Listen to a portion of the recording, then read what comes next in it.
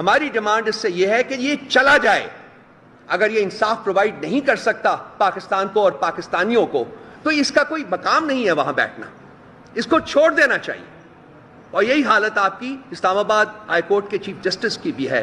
آج کل ہمارے جو چیف جسٹس صاحب یہاں بیٹھے رہتے ہیں, سنیں ان کی آنکھیں دیکھ نہیں سکتی, ان کے کان سن نہیں سکتے اور ان کی زبان بول نہیں سکتی. یہ انصاف دینے کی بجائے انصاف کی وائلیشن میں پارٹنر بنا ہوا ہے.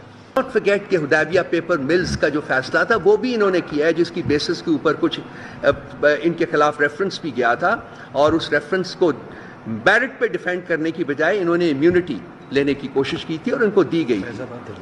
فیض آباد دھرنے کا ججمنٹ بھی دیکھ لیجئے, وہ بھی کمپرومائز ججمنٹ ہے ان کا.